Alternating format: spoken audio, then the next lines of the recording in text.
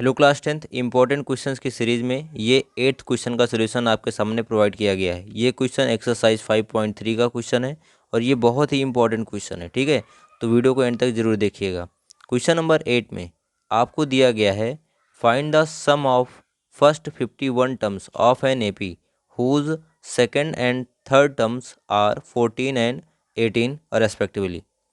देखिए, अगर आपको एपी के फर्स्ट 51 टर्म्स का सम निकालना है तो एपी के एन टर्म्स का सम का जो फॉर्मूला होता है वो होता है S n equals to n by two in bracket 2a plus n minus 1 into d. ठीक है, तो यहाँ पर अगर आपको 51 टर्म्स का सम निकालना है तो एन की वैल्यू हो जाएगी 51, लेकिन इसके साथ साथ आपको ए और डी इन दोनों की भी ज़रूरत पड़ने वाली है। तो ए पी का फर्स्ट टर्म होता है और डी पी का कॉमन डिफरेंस होता है।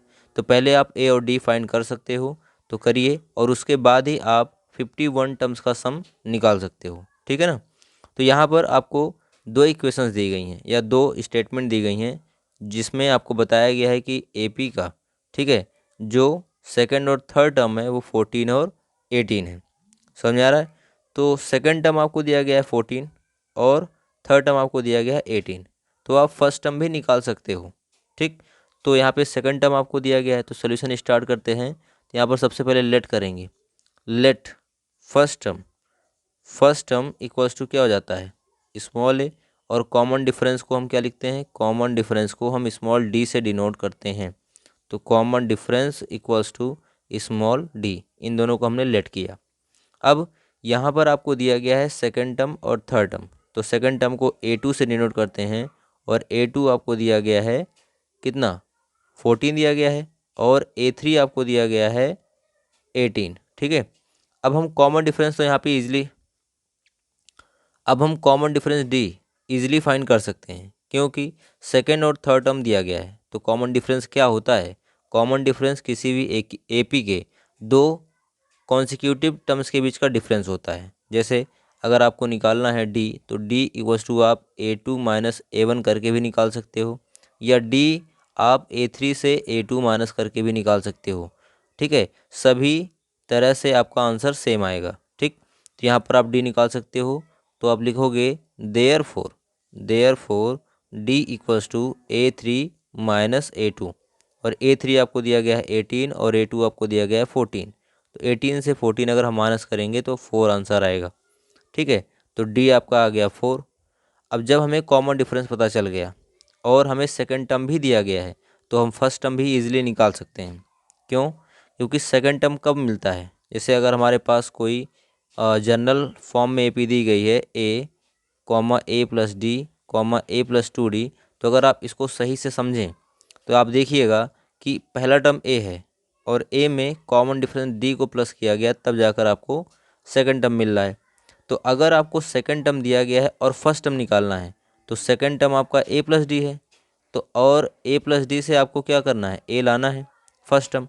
ठीक है, तो यहाँ पर ये जो डी है वो एलिमिनेट होगा, और डी एलिमिनेट करने के लिए मतलब डी को हमें माइनस करना पड़ेगा, तो डी से डी कैंसिल हो जाएगा, तो हमें ए आराम से फाइंड हो जाएगा।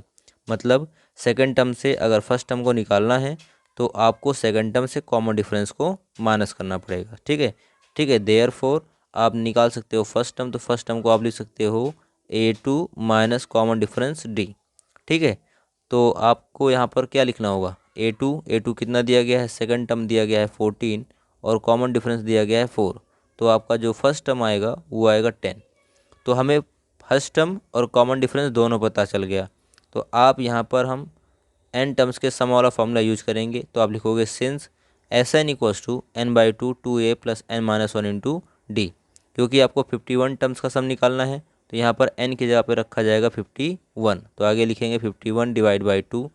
अब ब्रैकेट में 2a होता है तो 2a की जगह पे आप रखोगे 10 प्लस n माइनस 1 मतलब 51 माइनस 1 इंटू डी है, तो d मतलब कॉमन डिफरेंस आपको दिया गया है 4। ठीक, सॉल्व करेंगे तो 51 डिवाइड बाई 2, आगे देखिएगा तो 2 का 10 से मल्टीप्लाई करेंगे तो 2 10 जा हो जाएगा 20, प्लस 51 से अगर 1 माइनस करते हैं तो 50 आएगा, और 54 जा होता है 200।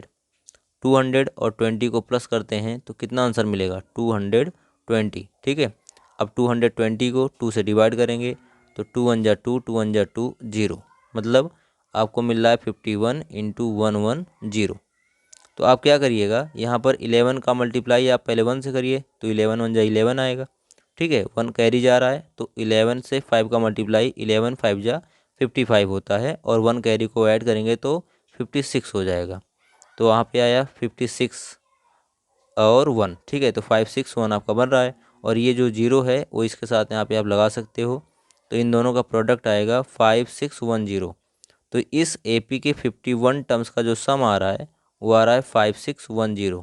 ठीक है, आई होप सभी को ये सोल्यूशन बहुत अच्छे से समझ में आया होगा। अगर आ गया तो एक लाइक कर दीजिएगा, और चैनल सब्सक्राइब नहीं किया तो सब्सक्राइब करके बेल आइकन प्रेस कर दीजिएगा, जिससे नए नए वीडियो जो अपलोड किए जाएँ उनके नोटिफिकेशन सबसे पहले आप तक पहुँचें। ठीक है, मिलते हैं नेक्स्ट वीडियो में, तब तक के लिए बाय बाय, टेक केयर।